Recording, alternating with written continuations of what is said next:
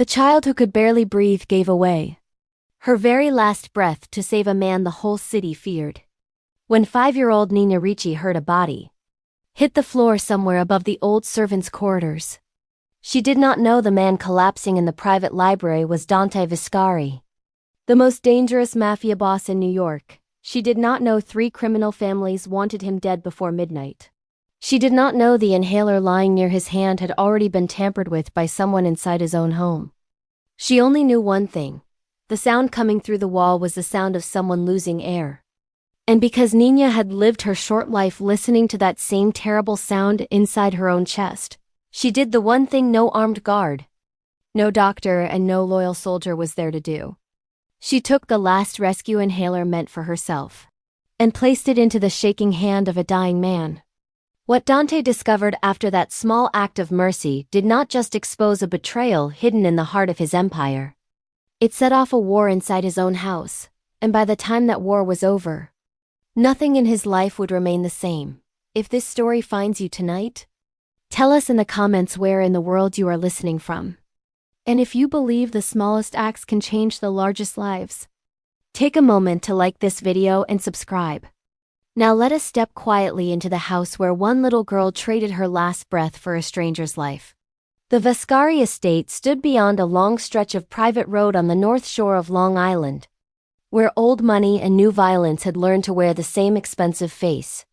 The mansion had once belonged to an industrial family from another century, built in pale stone with tall windows, black iron gates, and enough land around it to keep neighbors far away and questions even farther. From the outside, it looked like a place where champagne waited in crystal and string quartets played beneath chandeliers. Inside, it felt like a cathedral built for grief. Security cameras watched every gate. Men in dark coats patrolled the grounds in silence. The gravel circle before the front steps was always polished clean. The hedges cut like they had been measured by rulers. The marble floors so bright, they caught reflections like still water. To anyone driving past at a distance, it was a dream of power. But power can make a house untouchable without ever making it warm. Dante Viscari knew that better than anyone. At 39, he ruled a criminal empire that stretched through ports, restaurants, warehouses, nightclubs, and construction unions from Brooklyn to Jersey. Men lowered their eyes when he entered a room. Rivals used his name carefully, as if saying it too loudly might invite consequences. But every night he still went upstairs alone. 4 years earlier, a bomb planted beneath a car meant for him had taken his wife Lucia and his 7-year-old son Matteo instead. Since then, something essential in him had gone dark. He still wore tailored black suits, he still signed orders, he still listened, decided, punished, paid, and protected. But the part of him that had once laughed at dinner, once carried a sleepy child from the back seat to bed, once knew how to reach for another human being without first calculating the cost, that part had been buried beside his family. The city still called him king, but kings too can live like widowers inside mausoleums. Only one member of the household staff had lasted more than 8 months in that atmosphere. Her name was Elena Ricci. She was 29, slight, composed, and careful in the way poor women often become careful after life has already taught them how quickly a single bad day can destroy a month's worth of survival. Her husband had died on a scaffolding site 2 winters earlier when a safety harness failed over concrete. Since then, Elena had been raising her daughter alone in a small apartment in Queens, counting every dollar twice before spending it once. Nina was 5, tiny for her age, curly-haired, quiet in strange places, and asthmatic badly enough that every cold season turned Elena's heart into a clenched fist. That morning began before sunrise with a coughing fit. Elena woke to the sound instantly. Mothers of sick children do. They can hear danger through sleep the way sailors hear storms through walls. She hurried to Nina's bed, lifted her gently, and pressed the rescue inhaler to her daughter's mouth with hands that had done this too many times to tremble anymore. One breath, then another, then a third. Slowly the tight panic in Nina's chest eased. The little girl rested her forehead against her mother's shoulder and whispered, "I'm okay now." Elena kissed her hair and said nothing. She only opened the medicine drawer afterward and counted, one used inhaler nearly empty. One spare inhaler still sealed. That was all. Then her phone lit up on the table. The babysitter could not come. Her own son had a fever. Elena stood in the narrow kitchen with the message glowing in her hand. Her thoughts moving faster than her body could. Missing a shift at the Vascari estate was not a small thing. Staff were replaceable, very replaceable. A missed day could mean a warning. A second could mean dismissal, and if the job vanished, Nina's medicine vanished right behind it. There are moments when poor people are not choosing between right and wrong. They are choosing which danger can be survived. Elena crouched in front of her daughter and held her small face in both hands. "Listen to me, baby," she said softly. "You have to come with mommy today. But you must stay hidden. And you must stay quiet. Can you do that for me?" Nina nodded at once. Children who grow up around struggle often learn obedience earlier than joy. Elena packed crackers, a small juice box, a rabbit-shaped backpack, and the spare blue inhaler, the last sealed one they had left. She tucked an extra sweater around Nina, pulled a knit cap over her curls, and took her through the gray morning toward Long Island. Toward the great house where other people's tragedies were cleaned in silence and polished out of sight. The estate was easiest to enter during shift rotation. Guards watched the front. Deliveries used the side. Staff came through the service entrance beside the lower kitchens and laundry rooms. Elena timed her arrival with the practiced instinct of someone who had long ago learned how to become invisible without seeming sneaky. In the lowest part of the house, beyond the steam press room and linen shelves, there was a narrow old storage chamber once used by servants when the mansion had belonged to another era. It had no windows, but it was warm, clean, and rarely visited before noon. Elena laid a folded blanket there, set down Nina's rabbit backpack, and knelt. "I will come back as soon as I can." Nina touched the zipper of the backpack. "I know. If you hear anything, you stay here. I know. If your chest gets tight, I use the blue one." Elena swallowed. "Yes." She touched her daughter's cheek once more.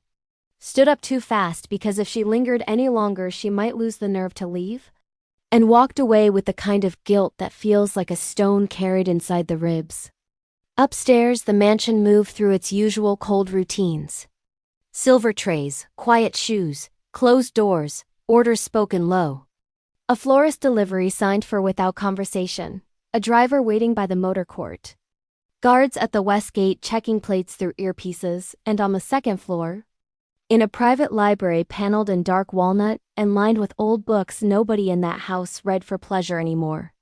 Dante Vascari was beginning to lose his air, years earlier.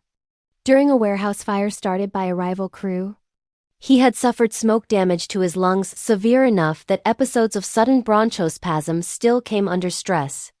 They did not happen often, but when they came like invisible fists closing around the inside of his chest. His doctors had insisted he keep a rescue inhaler nearby. So he did, one in the car, one in the study, one in the library upstairs. That afternoon a meeting had gone badly. A shipment delay. A lieutenant lying by omission. A call from Jersey with numbers that did not add up. Dante dismissed the room, loosened his collar, and felt the first cruel tightening begin. He knew the sensation immediately. He reached for the inhaler on the side table. His fingers brushed it, then the spasm hit harder. Air narrowed. His fingers brushed it, then the road rushed it. Then the spasm hit harder. Air narrowed. Air narrowed. Vision sharpened in the wrong way. The room seemed suddenly too large. Too far away from help. He lifted the inhaler. Fired one dose and drew it in. The effect was immediate. Just not the one it should have been. Instead of relief, a harsh burning spread down his throat and into his lungs. His chest tighter, he bent forward. Coughed once, tried again, and understood in a single sickening instant that something was wrong. Not empty, not expired. Wrong. The inhaler slipped from his hand. A glass fell with it and shattered. Dante staggered sideways, caught the edge of the desk, missed it, and hit the floor hard, down below. Through old vents and service shafts built into the mansion long before electronics existed. The sound traveled, Nina heard it. At first she thought it might be a cartwheel. Then came another sound. A broken, dragging breath. Anyone else might have mistaken it for distant pipes or a door moving against wood. But children who spend nights counting their own breaths learn to recognize the language of suffocation. Nina stood very still. Her mother had said stay. Her mother had said do not move. But the sound came again. Thinner this time. She picked up the rabbit backpack and stepped into the hallway. The old service staircase curved upward in darkness and dusted light. The mansion above felt enormous in the way only rich houses do, so wide and silent that each small sound seemed swallowed before it could become company. Nina climbed one step at a time. Her socks whispering on worn wood, her backpack hugged to her chest. At the top she paused and listened. Nothing. Then faintly, farther down the corridor to the west, a strangled gasp. Nina followed it, past framed paintings taller than she was. Past closed doors, past a long runner carpet where her small feet made almost no noise. At the end of the corridor, one library door stood half open. A strip of gold light pouring across the floor. She pushed it gently. The man on the rug looked too large to be helpless. Even collapsed, he seemed made of force, broad shoulders. Black suit. Strong hands. Face gone frighteningly pale beneath olive skin. One hand clawed weakly toward the fallen inhaler. His lips had begun to lose color. Each breath caught halfway. As though his chest could not decide whether to open or close and had chosen pain instead. Nina did not scream. Children used to medical emergencies often skip panic and go straight to observation. She went to the inhaler, picked it up, and frowned. Something about it felt wrong. The nozzle was damp in a strange way. The smell that rose from it was sharp and bitter. Not like the clean medicinal scent she knew from home. 5-year-olds do not speak in technical words, they speak in instinct.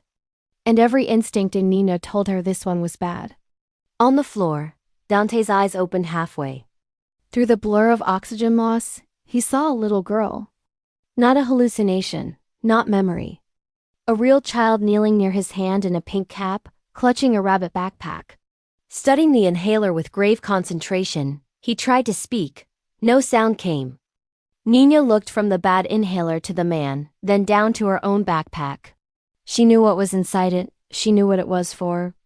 She knew there was no other one after that. There are decisions adults spend years teaching themselves to make. And there are some that innocence makes in a single heartbeat because innocence has not yet learned to calculate personal loss. Nina unzipped the backpack and took out the blue rescue inhaler her mother had saved for her. The very last one. She walked back to Dante, pressed it into his hand and whispered, "Use mine. It still works." Something in him moved before thought did. He lifted it with shaking fingers, pressed once, inhaled badly, coughed. Then pressed again. This time enough medicine got through. The muscles in his airways began slowly, painfully to release. The third breath came deeper. The fourth hurt less. The fifth was ugly but real, color returned by degrees. The world edged back into focus. And when Dante Vascari, feared by half the city, fully opened his eyes after being pulled back from the edge of death, the first face he saw was not a guard, not a doctor, not one of the men who had sworn loyalty to him. It was a 5-year-old girl sitting cross-legged on the floor with empty hands and frightened, steady eyes. She had already given him the one thing keeping her safe. Several minutes later, Elena returned to the lower corridor with a bundle of pressed linen in her arms. The blankets in the storage room were empty. The backpack was gone. For one full second, her body forgot how to move. Then terror took over. She ran, not loudly. Never loudly in a place like that, but with the wild, strangled speed of a mother who has just discovered absence where her child should be. Through the laundry hall, up the back stairs, along the servants' corridor, past the cold prep kitchen and the silver pantry and the archway near the east hall. "Nina," she whispered again and again. Because shouting the child's name inside Dante Vascari's house, felt like inviting a worse kind of trouble. Then she turned into the west wing and saw 2 guards outside the library doors. Her legs almost gave way. No mother imagines a good ending to that picture. One guard moved to stop her, the other glanced inward. And from inside the room came a voice. "Let her in." Elena stepped through the doorway and stopped breathing. Dante Vascari was seated against the lower side of a leather chair. Coat off, shirt collar open, one hand still holding a child's blue inhaler. Beside him, very close, sat Nina with her rabbit backpack in her lap. The fallen glass still glittered on the far side of the rug. On the table lay the other inhaler. The wrong one. Elena dropped to her knees instantly. "Sir, please." Her voice broke. "I am sorry. I had no one to leave her with. I hid her downstairs. She was not supposed to come up here, I swear to you. I never meant." Dante raised a hand. Not angrily. Just enough to stop the flood. He looked at the child beside him. Then at the inhaler in his palm, then at Elena, who was shaking so badly she could barely keep her hands together. "Your daughter," he said quietly, "just kept me alive." Some sentences are so large they do not enter the mind all at once. Elena stared at him as if he had spoken another language. Nina, solemn even now, explained what she had heard, what she had smelled, why she had not given him the inhaler he had been reaching for. Elena listened with tears climbing fast into her eyes, one hand over her mouth, the other pulling Nina against her, as if the child had returned from someplace much farther away than the next room. But Dante was no longer looking at them. He was looking at the inhaler on the table. A physician from his private medical team arrived within minutes, so did the head of internal security.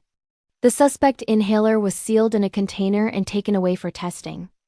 The library was cleared, the guards were doubled. No one outside Dante's inner circle was told anything except that the boss had suffered a medical episode and required privacy. That was the official version. The truth was much colder. The lab result came back before evening.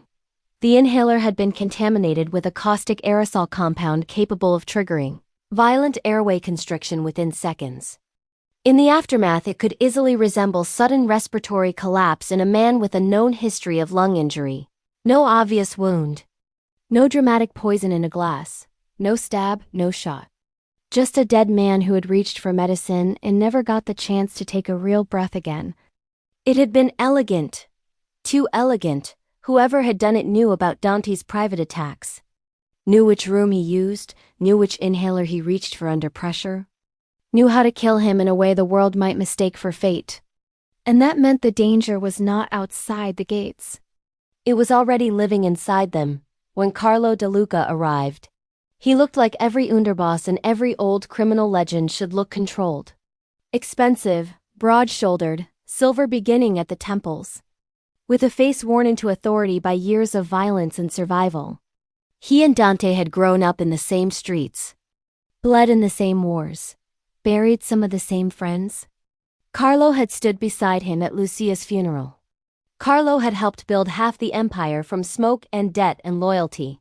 If Dante trusted anyone alive, he trusted Carlo. That, more than anything, was why the betrayal would cut so deep later. But not yet. Not when the evidence began to assemble itself in another direction. Security reviewed footage from the previous night and found Elena entering Dante's library during her standard cleaning round. Staff confirmed it. Of course they did. She cleaned that room often, then one of Carlo's men found, in a housekeeping locker assigned to Elena, a slim vial containing residue that matched the compound used in the inhaler. Not long after that, financial records surfaced showing a suspicious deposit in an account under her name. More money than Elena Ricci had seen in her life. It was too neat, too quick, too perfect. But perfect lies often wear the face of efficiency. By then, Elena had been separated from Nina and taken to a small sitting room under guard. No one had touched the child harshly, but fear does not care whether the hands around it are gentle or cruel. It only knows it has been trapped. Dante entered the room after dusk. Elena stood at once, her face was white. Her eyes swollen from crying. Nina clung to her skirt with both arms. Carlo laid the evidence on a low table between them. The vial, the printout, the camera still. Tell him, Carlo said, almost kindly. If there is anything to tell. Elena looked from the objects to Dante, then back again. Confusion moved across her face first, then disbelief. Then a hurt so raw it stripped her voice down to almost nothing. I didn't do this. Carlo's expression did not change. I cleaned the room. Yes. I changed the flowers. I dusted the desk. I have done that many times. The money? Carlo said. I have never seen that money. The vial. I have never seen that either. Her voice rose on the last word. Not in defiance, in desperation, Dante watched her closely. People lying for their lives often perform too much. Elena did not. She looked insulted by the accusation and terrified of its power at the same time. Both feelings seemed genuine. And yet the evidence sat there between them like a weapon that had already fired. Then Nina tugged at Dante's sleeve. He looked down. My mommy didn't do it, she said. The room went still. Children have a way of speaking into silence as though it belongs to them. Dante crouched so his eyes were level with hers. Why do you say that? Because I saw the other man. Carlo moved first, barely. Just the smallest tightening around the mouth, Dante noticed. So, tell me, he said softly to Nina. What other man? Nina kept one hand wrapped in Elena's skirt. Last night. When Mommy was cleaning your room, Elena stared at her daughter. Nina. The child spoke on. In the careful chronological way very young children sometimes do when trying hard to be exact. She had been with her mother the night before too. Hidden in a quiet corridor while Elena finished the flowers. She had slipped into the library and crawled behind a long upholstered bench, because she wanted to be closer to her mother without getting scolded. Elena, not realizing this, had finished and left. Nina had stayed hidden a minute longer because she heard movement. Then a panel in the bookcase opened. A man stepped out. He wore a dark suit, he had careful hands. He went straight to the side table and leaned over the inhaler there. Nina could not see everything from where she was hiding. But she saw him change something. She saw him hold a little bottle. She saw him go back the way he came. Dante's face did not change, only his eyes did. A concealed service passage behind the west bookcase had been added during the house's restoration years earlier. It connected to an old chapel stair and a locked corridor. Very few people knew it existed. How do you know it was a man? Carlo asked before Dante could. Nina turned her head. His shoes were too big to be Mommy. No one said anything. And did you see his face? Dante asked. She shook her head. It was dark, but he had a watch. Gold. And it made a tiny click when he fixed it. A gold watch. On Carlo De Luca's left wrist, beneath his cuff, sat a heavy gold watch Dante had given him on the 15th anniversary of their rise. Most people in the room would have missed the significance. Dante did not. He stood up slowly. Then he did something no one in that room expected. He ordered Elena and Nina moved to the East guest suite. Under protection, not arrest, Carlo protested at once but gently. Like a man concerned for process rather than threatened by new information. She is still the strongest suspect. She is the mother of the child who saved my life, Dante said. That ended the discussion aloud. But privately, behind the closed door of his study, suspicion began moving like ice beneath black water. If Carlo were innocent, then Dante was insulting the one man who had carried his trust through 2 decades of war. If Carlo were guilty, then Dante had been sitting at table for years with the man who meant to bury him. He needed certainty, nothing less. That night he called only 2 men loyal to him personally. Not to whichever faction might form if the ground beneath the family split open. One was Enzo Greco, older, slow-speaking, impossible to frighten. The other was Luca Ferraro. Younger, lean, sharp-eyed, and patient enough to follow shadows for hours without becoming one of them. Watch Carlo, Dante told them. Not as soldiers. As hunters. They did not ask why, meanwhile, in the East Wing. Elena sat on the edge of a bed too soft for her nerves to trust. Nina had finally fallen asleep against her lap. The rabbit backpack under one arm, cheeks still damp from earlier tears. A doctor had been called to examine the child and bring fresh inhalers. Two of them rested on the nightstand now. Elena kept looking at them as though they might vanish if she blinked. A knock came at the door. Dante entered alone. He crossed the room, saw Nina asleep, and lowered his voice. "What happened to you today should not have happened that way. What happened that way? What happened to you today should not have happened that way. Should not have happened that way. Should not have happened that way." Elena looked at him carefully. "Do you believe I tried to kill you?" He did not answer at once. That pause hurt her more than if he had said yes. At last he said, "I believe someone inside my house wants me dead. And I believe your daughter may be the only reason I know that." It was not exoneration. But it was the first honest thing anyone had given her since the nightmare began. Then Dante reached into his jacket and placed something on the dresser. A sealed folder. Inside were appointments with a pediatric lung specialist in Manhattan, a private driver schedule, and a card authorizing any medicine Nina needed to be billed directly to him. Elena looked up, stunned. "I am not buying your silence," he said. "I didn't think you were. I am repaying a debt. There are gestures that money can accomplish and gestures that reveal character." In that moment Elena saw, behind the cold machinery of the man, the wounded father still living somewhere inside him. It was a dangerous thing to see in a dangerous man, and yet it made him, for the first time, human just after midnight. Certainty arrived. Luca Ferraro, working with a listening device placed in Carlo's private office hours earlier, brought Dante a recording. The Underboss's voice came first, calm, low, confident. Then another man on the line, Salvatore Rizzi, an old rival whose family had been carving at Viscari territory for years. Carlo explained the failed inhaler plan with clipped irritation. He explained the child. He explained Elena being the intended scapegoat. Then he moved to the second phase, simultaneous attacks on Viscari businesses across the city. Forced confusion. Split manpower. Strike the mansion during the chaos if Dante survived. Elena and the girl would be taken and used as leverage. Dante, Carlo believed, had become vulnerable where children were concerned. He said it with contempt, as if mercy were a disease. Dante listened to the whole call standing absolutely still. When it ended, he did not throw anything. Did not curse. Did not speak for several seconds. The deepest betrayals do not always produce noise. Sometimes they produce quiet so complete it feels like the temperature has left the room. At last he said, "We end this." But war rarely waits politely for the chosen hour. By the next evening, Carlo had sensed movement around him.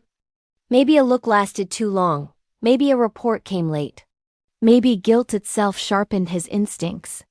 Whatever the reason, he accelerated the plan. At 9:58 p.m., gunfire shattered the front of a Viscari-owned restaurant in Manhattan. At 10:01, a warehouse in Newark caught fire. At 10:03, men hit a gambling room in Queens. At 10:04, shots rang through the alley behind a Bronx club. Phones lit up across Dante's command room beneath the estate, one after another like a map of spreading wounds. But Dante had already guessed that the city attacks were not the real objective. He kept his core men home. At 10:11, the first blast tore through the west perimeter fence of the estate. Then the shooting began. It came from the tree line and the outer wall and the stone garden all at once. Automatic fire. Broken glass, shouted orders. The flat, ugly percussion of real war arriving on manicured property. Guards answered from windows and stairwells. Muzzle flashes lit marble corridors. Smoke drifted down from a blown service entry. Men ran, men fell. Somewhere a chandelier shattered and spilled crystal across the floor like thrown ice.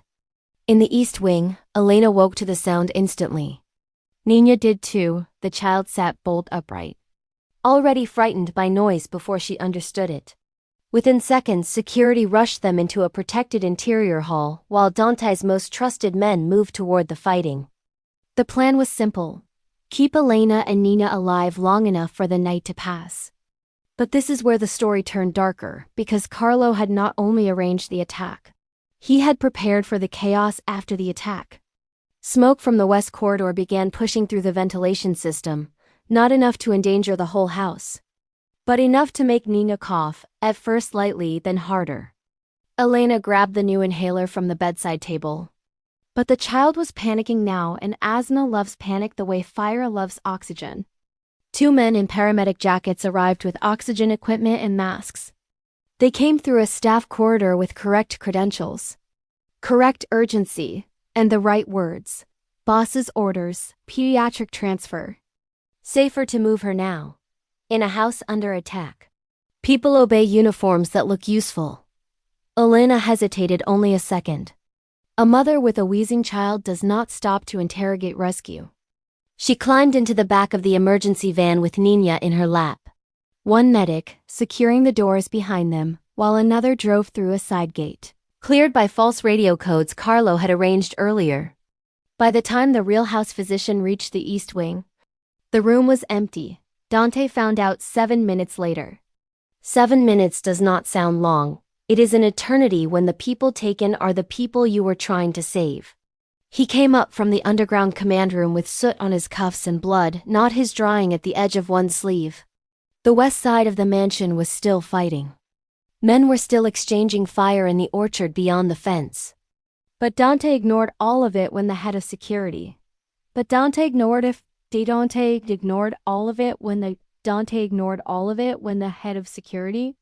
Pale-faced, told him Elena and Nina had been moved. Moved where? No one could answer that. Then he saw, near the threshold of the east stair, a small rabbit backpack lying on its side where it had been dropped in the rush. Dante bent and picked it up. The zipper was half open. Inside were crackers, a child's sweater, a crayon drawing folded twice, and an empty blue inhaler. He closed his hand around the strap so tightly the leather creaked.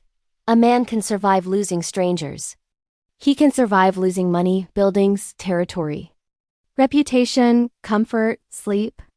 But once he has allowed himself to care again, even slightly, the threat of losing that new fragile thing can strike more deeply than old bullets ever did. The attackers were driven off the estate before dawn. The house held. The family businesses held. Though damaged, the war, on paper, looked survivable. Then at 6:43 that morning Dante received a video. Elena was bound to a metal chair in what looked like an old industrial room. Her lower lip was split, one eye darkened beside her. Nina sat tied too loosely because children always expose the monsters in a room more clearly than adults do.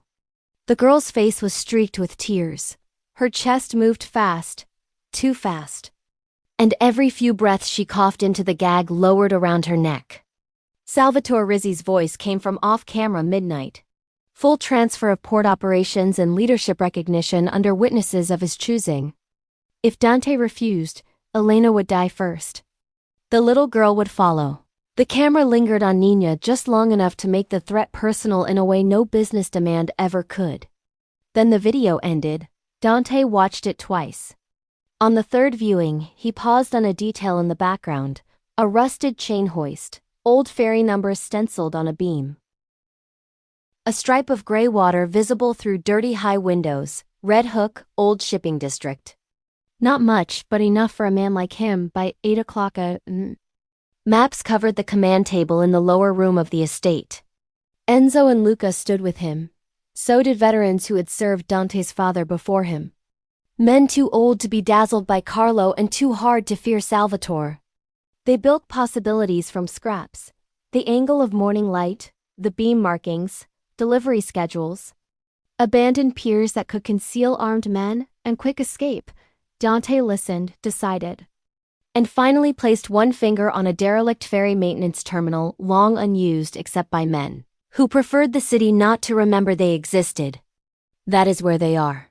No one argued. Rescue plans are usually discussed in terms of weapons and routes.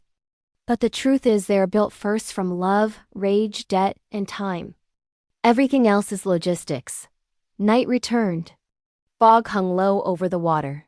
The old terminal crouched at the edge of the harbor like something half drowned and unwilling to die. Its windows black, loading doors rusted. Upper catwalks flayed by salt and wind. Beneath it, in reinforced rooms left from another century, Carlo and Salvatore waited with more than 30 armed men and the confidence of people who believe their enemy has been morally cornered. Dante did not arrive morally cornered. He arrived prepared. One team cut the power to the outer yard, another sealed the eastern alley with trucks. A third entered by a drainage run beneath the pier. A route found on municipal repair plans buried in a city archive years ago and kept in Dante's private files for reasons exactly like this one. He took the central team himself. Gunfire erupted almost at once. The first guard fell before he could radio, the second died at the stairwell. Flashlight beams knifed through dust and steam. Concrete amplified every shot until the bunker sounded larger than it was. Dante moved through it with the terrible steadiness of a man whose fear had already burned through and left only purpose behind. Room by room they advanced, a machine bay, a records office stripped to metal shelves, a corridor where salt water seeped through cracks and pooled black on the floor. Then, beyond reinforced doors, the central loading chamber. When Dante kicked those doors inward, the entire room tightened around the moment. Elena sat tied to a chair beneath hanging industrial lamps. Nino was behind her, wrists bound.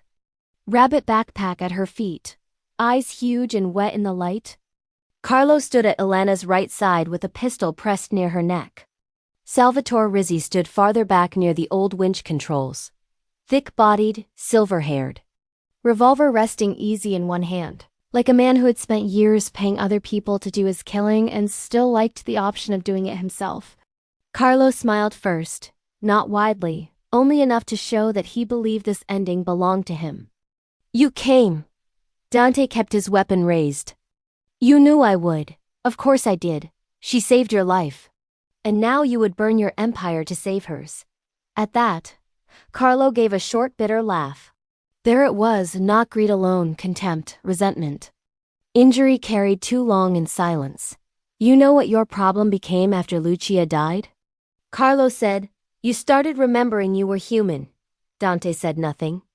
Salvatore watched with the satisfaction of a man enjoying a family wound he had not had to inflict himself. Carlo went on. "For years I built what you ruled. I kept men in line when you were grieving. I kept cash moving. I solved problems too ugly to lay at your feet. I stood behind you while everyone called you king, and then one child gives you an inhaler. And suddenly I'm supposed to watch you turn soft. Supposed to let the empire belong to a ghost who still eats dinner with dead people." Elena closed her eyes for a second. Nino was staring at Dante as though he were the only solid thing in the room. "There was always enough power for both of us," Dante said. Carlo's smile vanished. "Not the kind that matters." He pressed the gun harder. "You were given the name. I was given the work. That was the wound. Not poverty, not survival, not even danger, shadow. Some men can endure pain for years. What they cannot endure is being second." Dante took one step forward. Carlo cocked the pistol. "Don't!" For a moment the room held absolutely still. The lamps hummed. Somewhere water tapped in old pipes. Nino coughed once, small and dry. Elena twisted subtly against her restraints. And Dante saw then what Carlo had not noticed. One of her hands was almost free, just enough. That should have changed everything. Instead, it made the next second tragic. Salvatore shifted to get a cleaner angle. Dante fired first at him.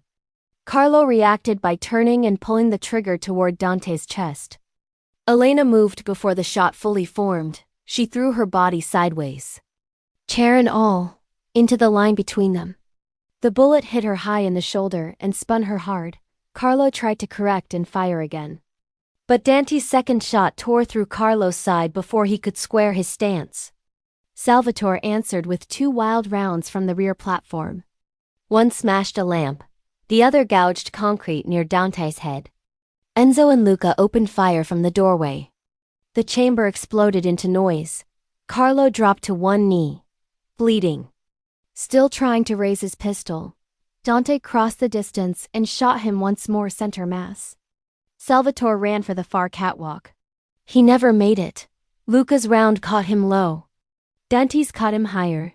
The rival boss slammed into the railing, stared one empty second at the men advancing on him, and went down among rust and sparks. But Dante was already at Elena's side. He fell beside her, cutting the ropes from her wrists with his own knife, one hand pressing hard against the wound in her shoulder where blood was spreading too fast through fabric. "Nina," Elena gasped. "I'm here," the child cried. Because even terrified children answer when their mothers call. Then Nina started coughing again, harder now, too hard. The stress, the dust, the fear, the hours her lungs were tightening. Dante reached into the inside pocket of his coat and pulled out a sealed pediatric rescue inhaler he had carried all night since the moment the video arrived. He had come armed for many possibilities. This had been the one he feared most. Luca cut Nina loose. The child stumbled forward into Dante's free arm. He held Elena with one hand, Nina with the other, pressing the inhaler to the little girl's mouth and counting the breaths low and steady, as if speaking calm could become medicine too. 1, Nina inhaled. 2, the wheeze caught. Resisted, then shifted. Again piccola, a third breath. A fourth, air began, grudgingly, to return. Meanwhile, Elena's head had tipped against Dante's shoulder. She was conscious, but only just. Her face had gone gray with blood loss. The world thinks strength looks like men firing guns in dark rooms. Sometimes strength looks like a wounded woman making herself into a shield. Sometimes it looks like a feared man holding 2 lives at once and refusing to let either slip away. They got out in under 6 minutes. The harbor wind hit them hard at the loading ramp. A helicopter waited beyond the barricade lights, rotors already chopping fog into ribbons. Dante climbed in with blood on both hands, Elena's on the right. Carlo's and his own mixed on the left from the fight. Nina curled against his side under a thermal blanket, exhausted.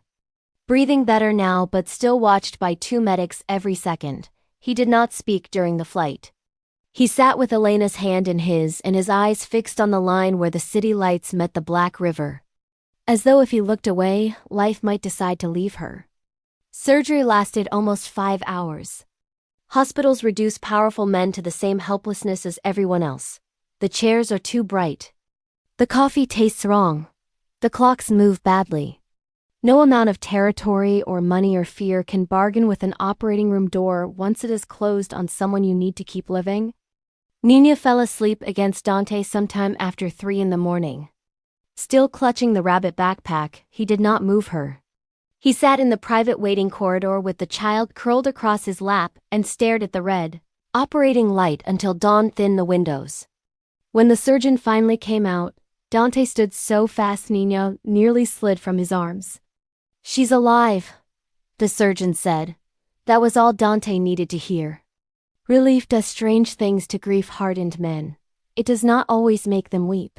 Sometimes it simply removes the armor from their posture for one unguarded second, and that second tells the truth.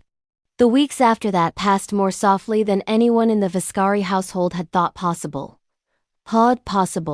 Carlo's betrayal fractured the family. But not fatally. Men chose sides, some disappeared.